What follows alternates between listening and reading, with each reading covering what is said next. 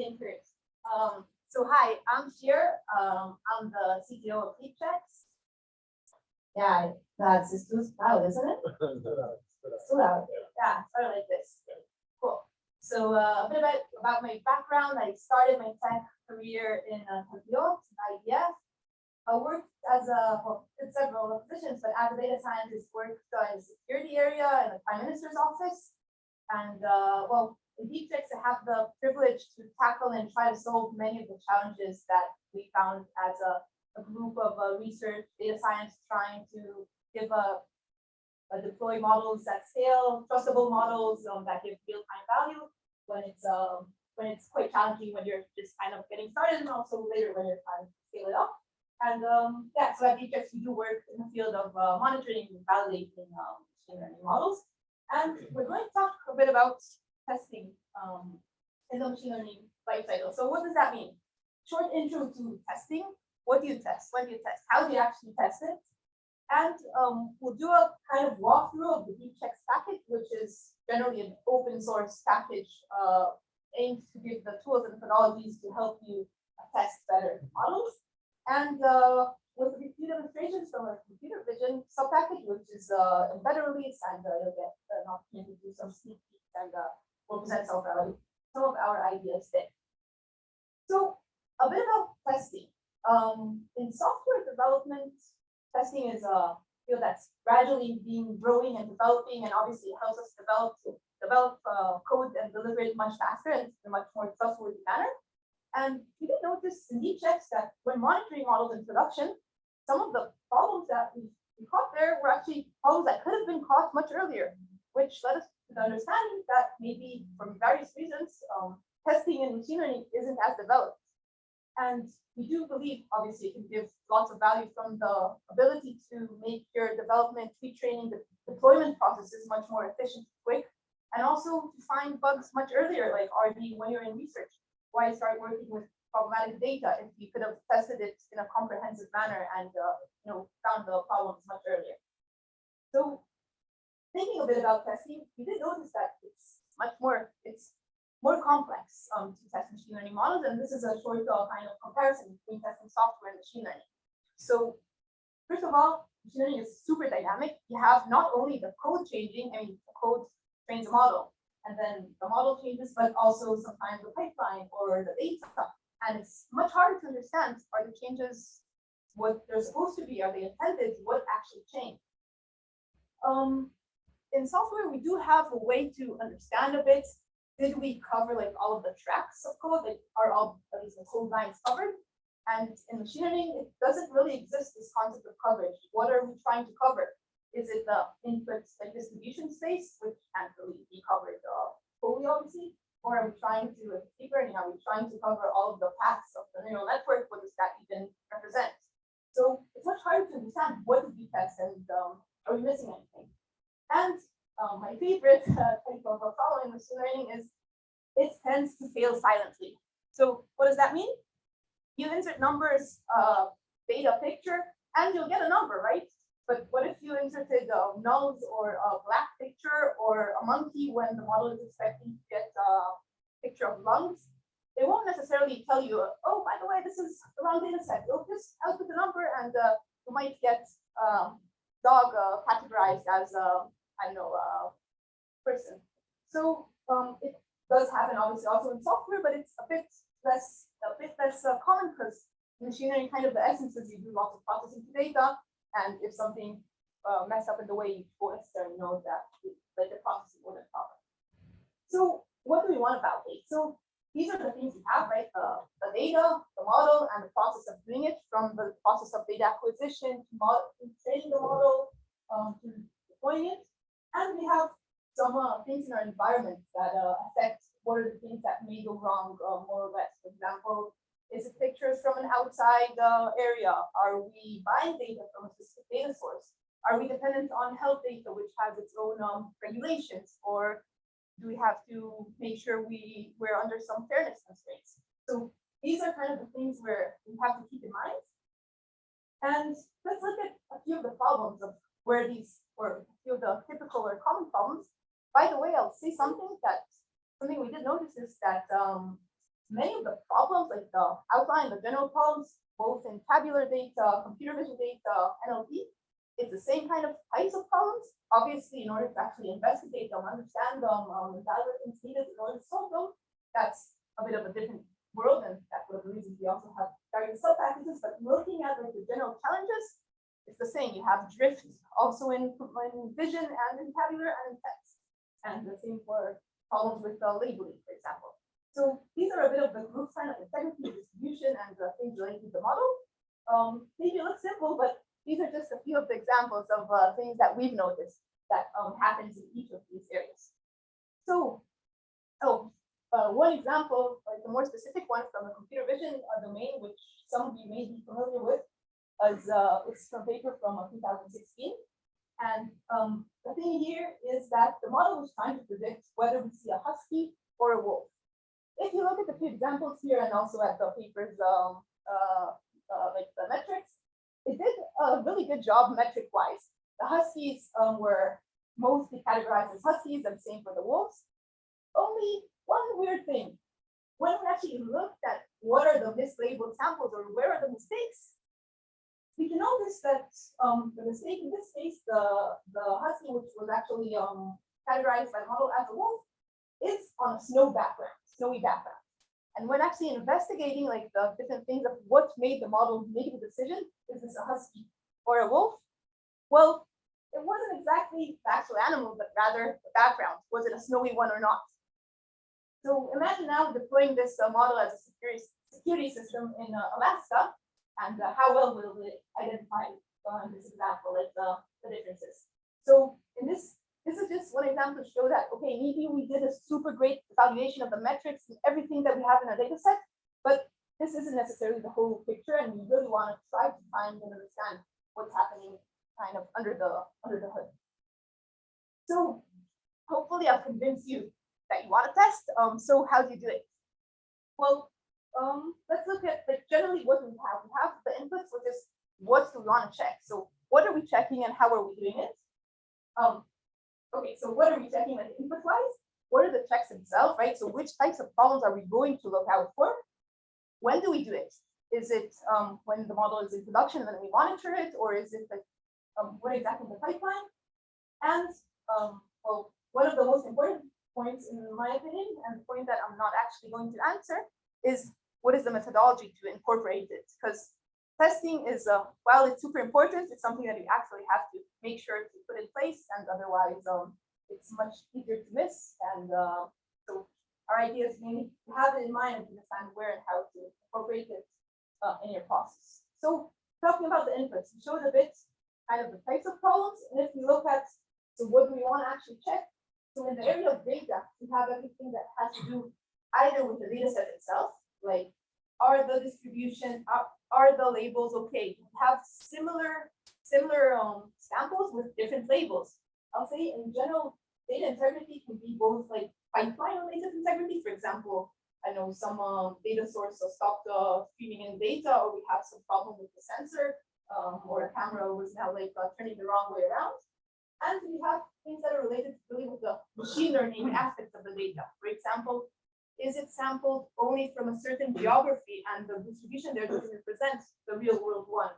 Or do we have a labeling problem? Or do we have like the example I gave before of similar images with different labels?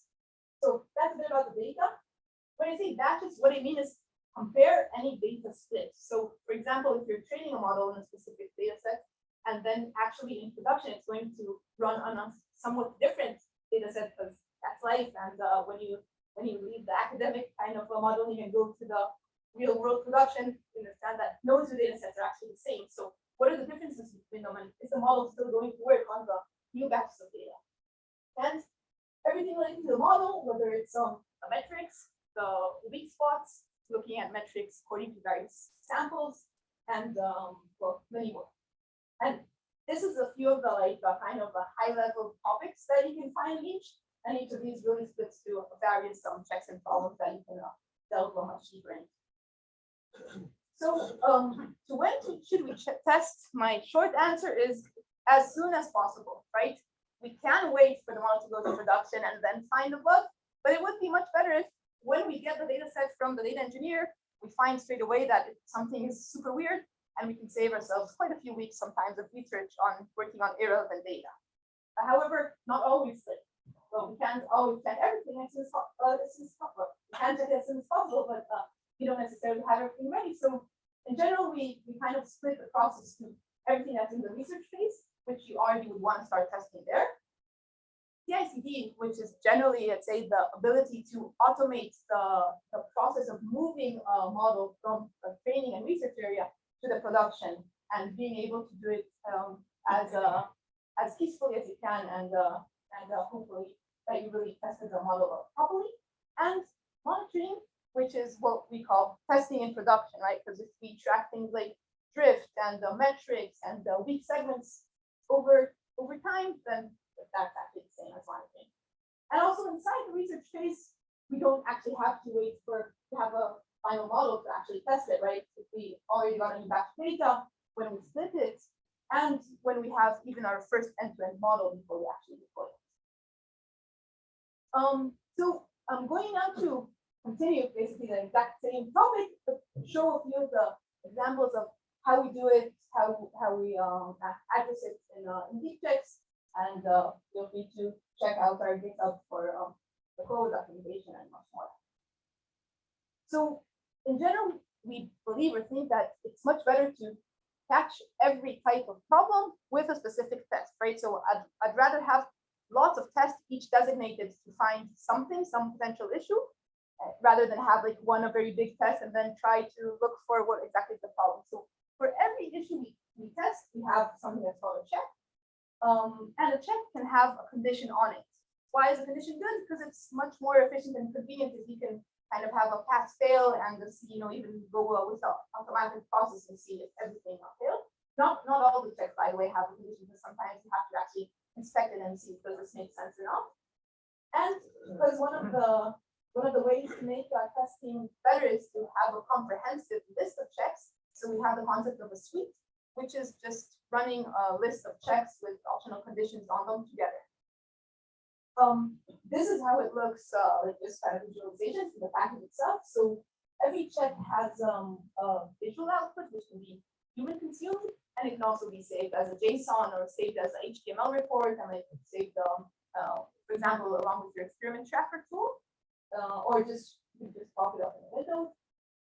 A condition here we see like a suite, so it has various checks that ran and which passed and which didn't.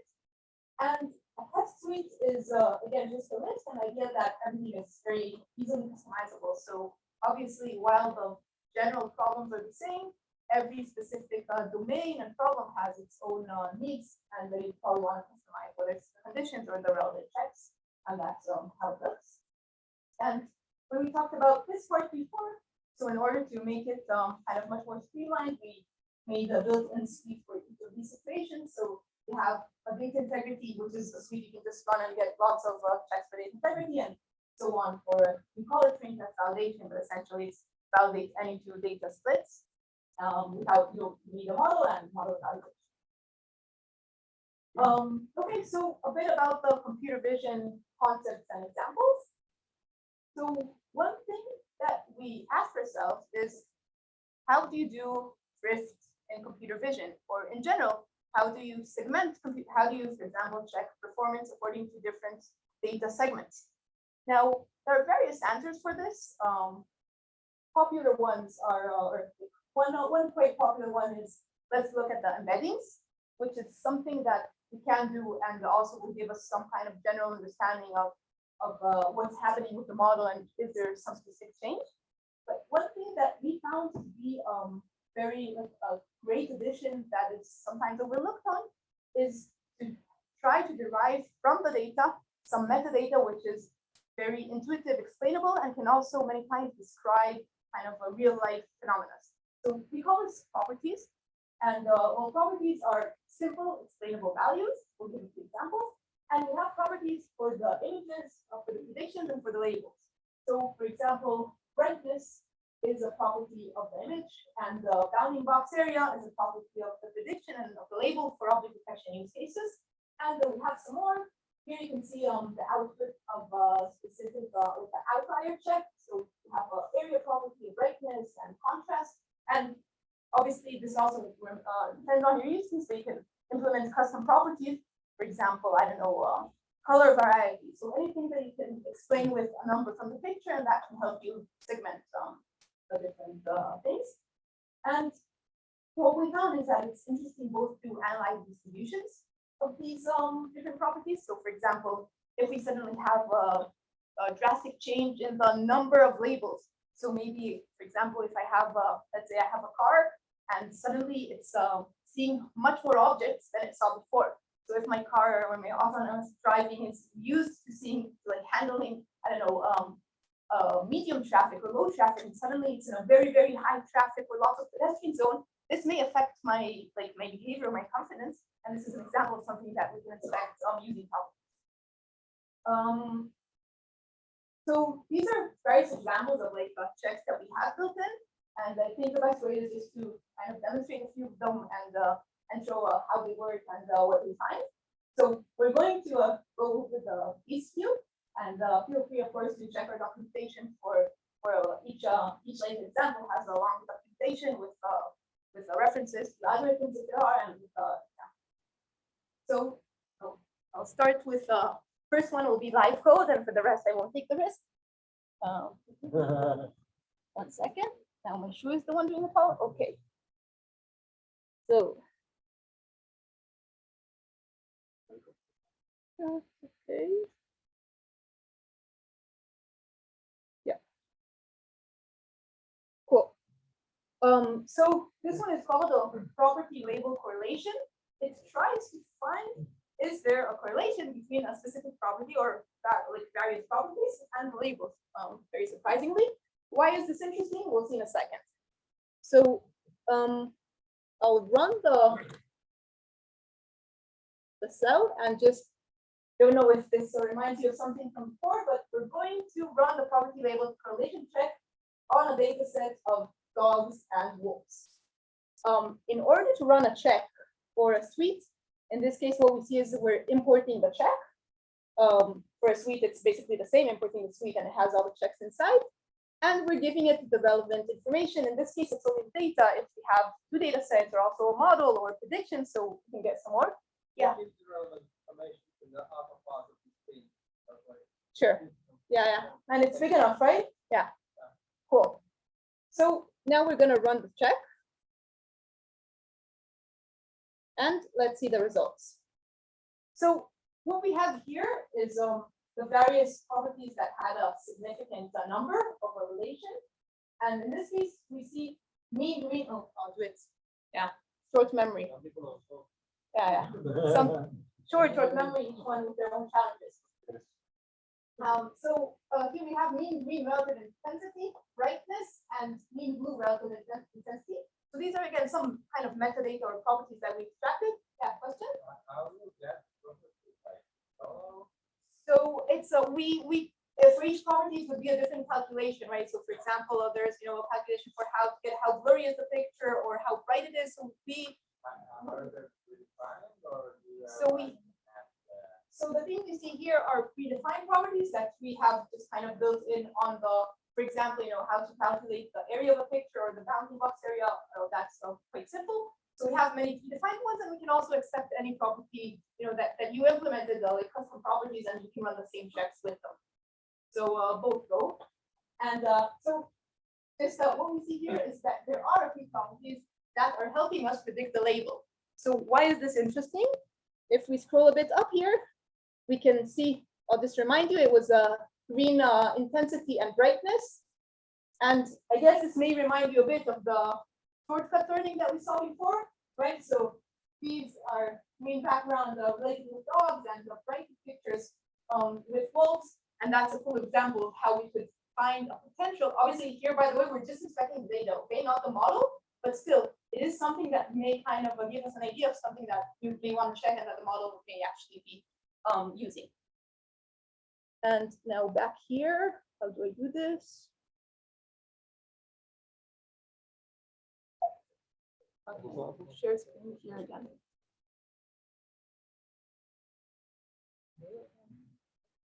Great. So we saw the first one, go shortly over. This is an example I love, which is similar image leakage. It's sometimes okay to have similar images, but it's not that okay if you have them in the train and in the test data set without being aware of it, right? Because a common example is I took lots of pictures with my camera, and now I'm super happy that I trained a great model to show my kids, which I don't have yet, but maybe they'll arrive someday. And then the model, like, it seems as though it works good, but it's actually just, detecting that it's me because I have many pictures in my house and I put some of them in the train and some of them in the test. So I may be thinking that my model is much better than it is because this is, again, as written in the title, a sort of leakage. Another cool one, which is what I love about this one, is first of all, it's super simple. It's only using the predictions. Okay, so you don't even need to process the images themselves. And the other cool thing about it is that it tends to find problems for it's trained on prediction grid. It tends to find problems with, like, for example, introduction or with the data without needing to wait for the label. But it does, like, what do we see here? We see that, for example, a specific class is much higher in frequency in the test data set. So if that class is much higher, it means we had probably some change either, well, not in the model because it's constant, but probably had some change in the input data, which may define either some sort of drift or just like, a change in the behavior in the environment, which may obviously affect your overall metric. And basically it means that our model isn't tuned as we believe it is. So it's a cool indicator that requires almost nothing, like only the prediction. And our final one is a robustness report, which tries to give you an understanding of how is your model going to work in real life when it finds different problems. For example, let's say I have a model and I want to understand what will happen if it'll be foggy outside, or if I'll have much more pictures in the darkness than in the light. So what we do here is we add different types of perturbations or augmentations, not in the training, right? Already on the final kind of like data, and see how much is the performance deteriorating. And also here we would want to add like the augmentations that represent our reality. So summing up, we talked a bit about machine learning testing, cool types of problems and how to approach it. What are the inputs that we can test and when we should do it as soon as possible, and also in the research. And show the Deepchecks package, how it works, and a few examples. And those of you that it's relevant for them, I'd encourage you to also approach us for three same types of testing in production, which is that's like our commercial offering. So first of all, thank you very much, and a larger thank you also to the community in general. One of the amazing things about having open source project is that we get constant feedback and feature requests and also code contributions, and it's really amazing to both be part of such a cool community and also have the opportunity to improve and give back much more. And if you like this, I encourage you to give us a star. It helps us as well. Thank you.